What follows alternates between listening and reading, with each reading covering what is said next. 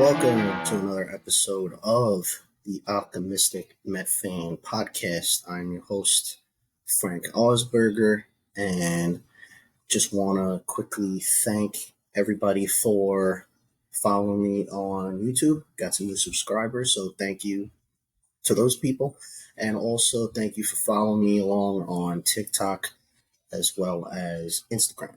So just wanted to give a quick shout out to all you guys that started to follow me, and really appreciate all the love that you guys have been giving me so far. So I did miss a couple of weeks because I was on vacation and enjoyed not only Seattle, going to the Mariners Park, T-Mobile, but also went on a cruise to Alaska. So that was pretty awesome. Uh, it was a well-deserved 2 weeks off, but glad to be back. And we're going to get into it right away with David Wright Day. So this was an awesome experience. I was there with my wife and a whole bunch of different friends, and think of them like my boys, my family. Love all you guys. Yesterday was amazing. With that said, let's dive right in. So it really was an emotional Saturday. So, a whole bunch of people were there. It was packed. It had a playoff atmosphere. Right off the bat, going into the parking lot, you had the block party going. You had a whole bunch of tailgating, drinks, food. Really cool for the kids. There was a lot of games, a lot of good vibes going on in the parking lot. Today was about David Wright. So, everybody knows David Wright was one of the best Mets to don the uniform. Personally, my favorite Met of all time growing up. I know that a lot of guys have their different people. My dad had Ed Kranepool. My buddy Jorge had Darryl Strawberry. So he's kind of like that to me. He's my Met. He's a guy that I grew up loving and watching. I know a lot of Met fans that in my age group who were online at the concession stand during the game, or even actually right after the ceremony, talking about how great it was and saying how, he was our guy growing up as a kid. So that was really cool to just talk to multiple Met fans in the stadium about that. And the ceremony was really great. So it had a lot of different players from all the different generations. So you had Howard Johnson there. You had, who else was there? You had Joe McEwing, Cliff Floyd, a lot of his ex-teammates. Josh Satin, which I thought was kind of a surprise. I didn't know that he was a really good friend of David Wright's. That was pretty cool. Obviously you had Jose Reyes and Michael Kadire was there, another close friend of David Wright's. Jose Reyes, like I said, and Daniel Murphy, who got a really great applause. Him and Jose got the biggest applause, obviously. But with that said, a very emotional day. A lot of tears of happiness were shed throughout the stadium. A lot of hugs, a lot of celebrating for number 5 being put up in the rafters. Nobody could ever wear number 5 again, and rightfully so. No pun intended. But with that said, kind of getting my words together here because it is an emotional thing. Was my favorite player growing up, like I said.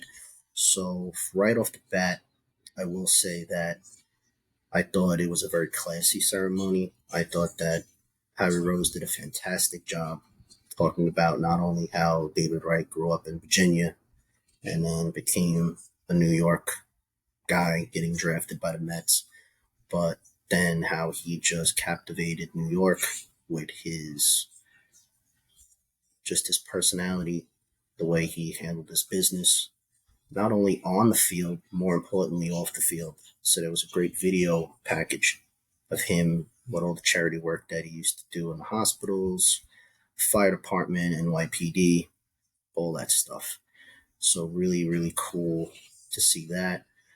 They also gifted him, those you saw it on TV, that a really cool number 5 picture with that was basically his number, but it was all his teammates and different people throughout his life that helped him get to that point. I thought that was a pretty cool gift.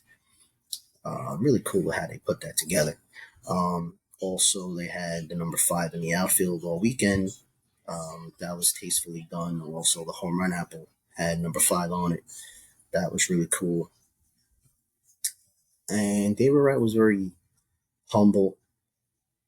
Got choked up a little bit during the ceremony. I thought that was really nice. I kind of expected that. The only thing I expected that didn't happen, and I know a lot of Met fans probably agree with me, was he didn't give the captainhood officially to Lindor. I thought that would have been a really good touch at the end. But all in all, I thought it was a really cool ceremony. Very emotional, very cool. The crowd was into it the whole time, into the game the whole time as well. The game was exciting. They didn't play great. They had their opportunities, obviously, with the runners in scoring position, biting them in the butt yet again. Not a good way to start off the season, which was not the season, but the second half of the season, 0-2, dropping the first 2 games to Cincinnati.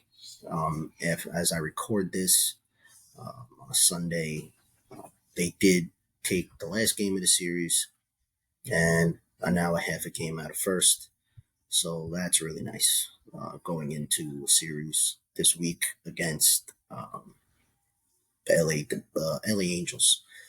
Hopefully, I get to go to Tuesday's game because I never seen Mike Trout live play, so that'll be really nice to cap off my friend coming in to see David Wright weekend. So that'll be really nice to do that. But with that said, the second half is upon us. Mets are, like I said, a half a game out of first for the division, and they're playing really great. Actually, before I forget, I had this. I did get this at the game. My wife got this for me. It's a nice patch, David Wright patch from the ceremony. So you guys can get this. I'm pretty sure online they'll probably sell it, but I got this at Citi Field. It was like $15-20. It really wasn't that bad. It's a nice patch. Probably going to put it on my David Wright jersey. I haven't decided yet. But just a really cool collectible. So make sure you guys, get these before they sell out. I'm sure they're going to sell out because everybody's going to want a piece of the Wright memorabilia from his ceremony. So, yeah, so they're half a game out of first, like I said. And, right now the Mets are, you can see they're a little cold coming out of the gate offensively, getting guys on base, but not really getting the hits. They got the key hits today. Soto hustled down the line at third in the bottom of the 8th. That was a really nice thing. So they are hustling, they are trying, they are, looks like they're going to be okay. I'm not really worried about the Mets not being able to score runs. What I'm worried about really is this bullpen. And the reason why I say that is, it reared its ugly head Friday night, and then it reared its ugly head again on Saturday during the David Wright game. So, this is a problem that Mendoza's had all year. I'm not going to say that he's pulling guys too early because, everybody jumps to that and wants to blame Carlos Mendoza for that. He's kind of has his hands tied behind his back. Got a lot of injuries to the bullpen that happened earlier in the year, like the AJ Minter and Danny Young. Also, Jose Budo's been in and out. They lost Daniel Nunez recently to Tommy John. They also lost Max Kranick to Tommy John. I'm not saying that all these guys would have made the biggest difference, but you could see the impact of, having to go with these, let's face it, journeyman, less than desired relievers that you're trying to plug holes with until the trade deadline. So I will be going over the trade deadline in my next episode because I feel like I want to do my research on teams that I think are going to be sellers, and then I'll go through kind of like what I've been doing with my friends these last 2 weeks, on and off, talking about possible trades and who I think they should trade, who I think has the most value that's on the team right now. some may disappoint people, some may not surprise people because I've been pretty transparent with who I think the Mets could trade and who I don't want them to trade. So I will be doing a cool episode with that. So that'll be coming up. So look for that on the YouTube page as the trade deadline is coming up pretty quick. I believe it's in 11 days or so um, as I record this. So, with the week and a half left before the trade deadline, obviously I think the Mets should go for their bullpen help, like I said. So, and also I think the offense will be fine. I think once guys get healthy, I really don't see them doing much offensively at the trade deadline. So, you know, right now, I think it's most important that they just stick to the Phillies as close as possible. Right now, they're half a game out of first. If you stay that way, you got 7 games against them still. I still think the Mets could win this division. I just think they need to make the right moves. So, David Stearns, get on the phone, do your magic like you did last year. I think it'd be more prudent to fix the bullpen than in the offense, even though a couple of guys that I know think they should fix the offense. I don't really see anybody you can get that fix this offense because then you'd have to give up on Vientos, which I don't think the Mets want to do. You also don't want to give up on Mauricio. You also don't want to give up on Brett Beatty. So with that said, I don't really see a lot of moving with the roster as far as the offense goes. Maybe you can get a DH type if, Marte and Winker stay on the IL for a long time. But there's news that those guys should be coming back soon. So I really don't know. I think you're going to have to wait these next 10 to 11 days, trade deadline, and see what's there. To go back to what I was saying about David Wright weekend, there was just a lot of good vibes in the stadium. So I think the vibes will continue to be positive. You got Senga healthy. You got Mania healthy now. I think all of these guys getting healthy, positive vibes of just having David Wright weekend should inspire these guys to play really good baseball. And of course, it's always a good thing to say it's easier said than done. But I think these guys will eventually all click and they'll go on a run because right now it looks like a lot of guys are still pressing. And it's kind of happened last year too, where the offense struggled out of the gate out of the All-Star break because they had gotten hot right before the All-Star break. It seems like that's always, even I was telling my buddy who's a Yankee fan, the Yankees do the same thing. So I think that, once the Mets get going, once Lindor gets hot again, he had a couple of good at-bats today. But, he's looked slow coming out of the gate. Pete Alonso, the same thing. I think he's pressing a little bit.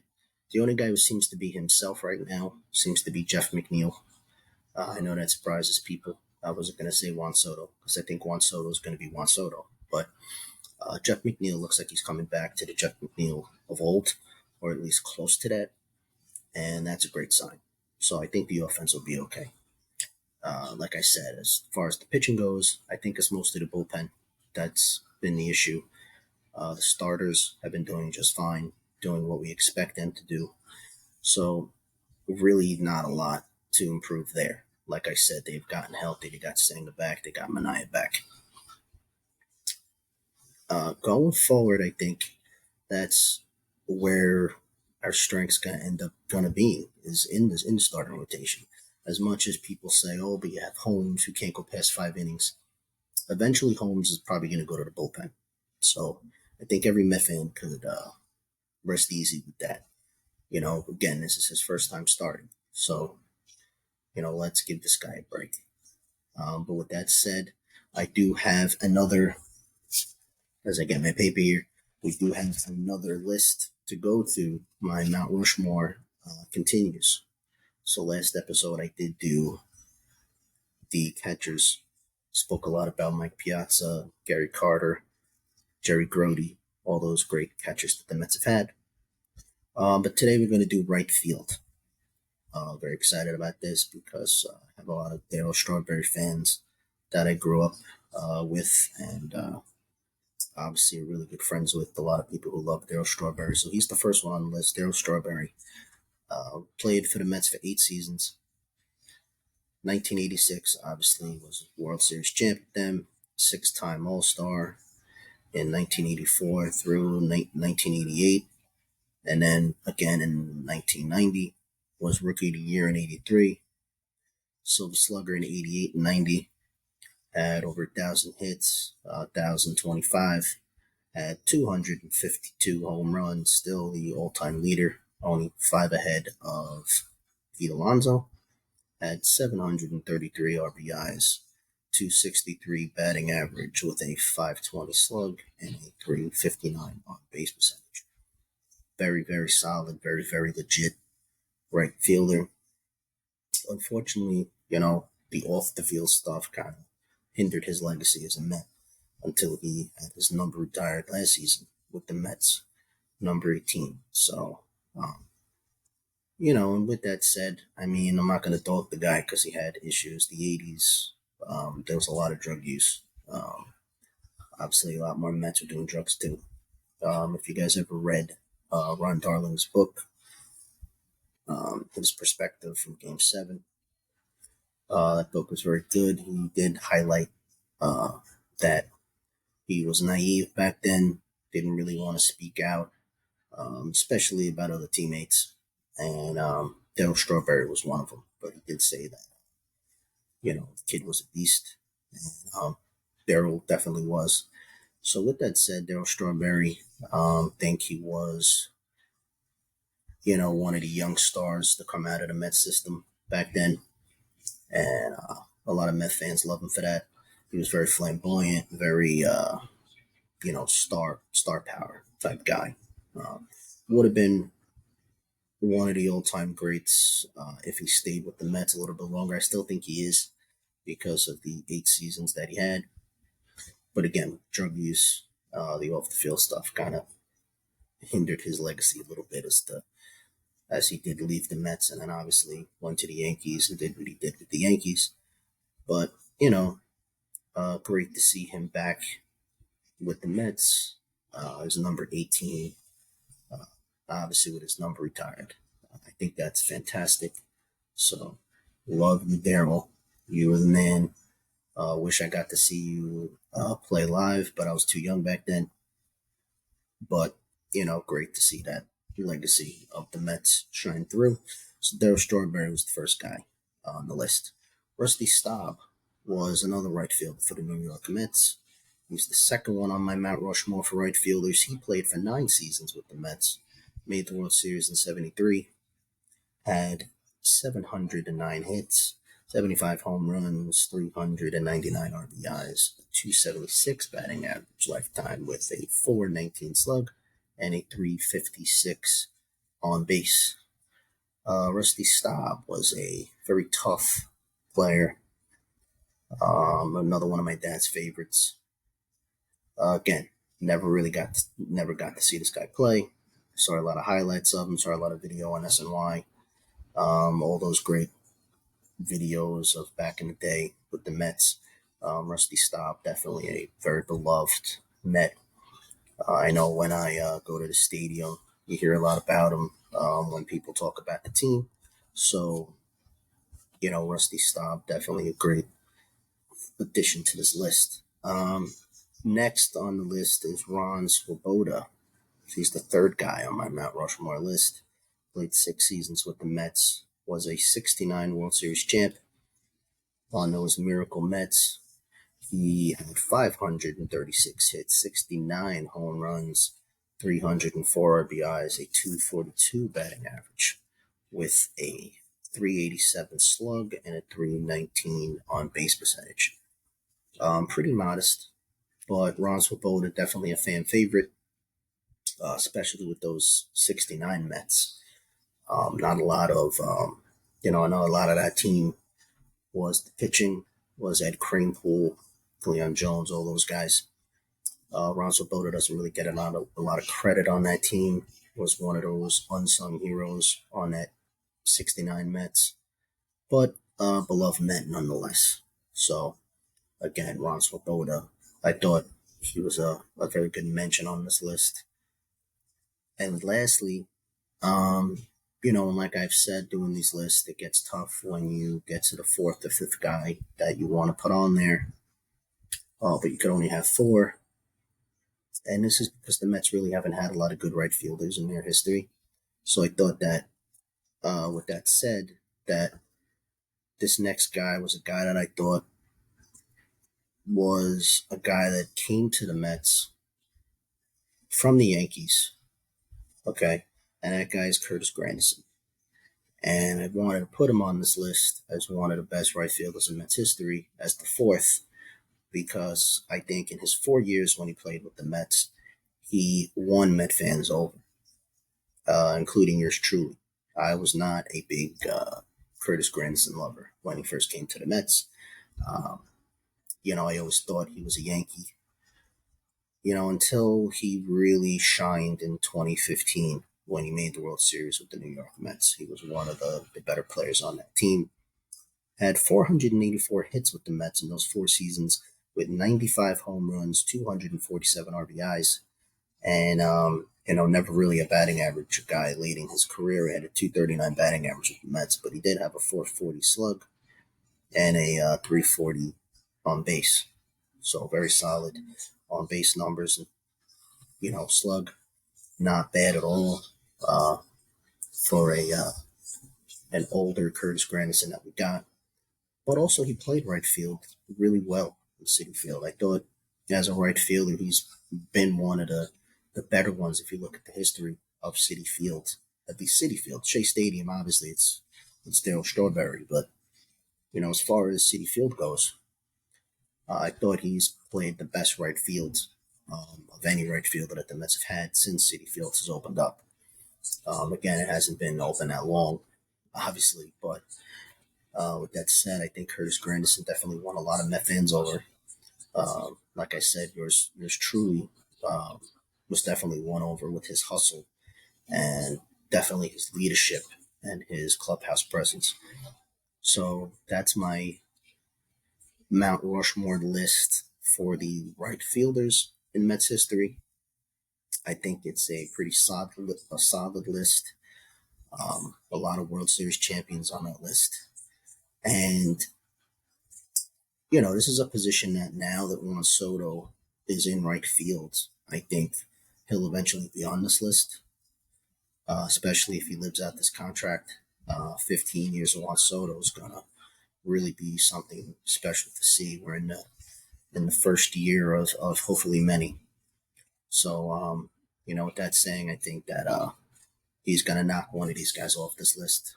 I would love in the years to come to redo this and to see where everybody stands. So, but with that said, I'm going to cut this episode a little bit short and get you the next episode up as soon as I can.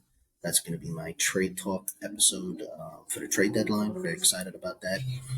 But as always, I want to give a shout out to all the Met fans and say, stay amazing and let's go Mets. I will see you guys next week.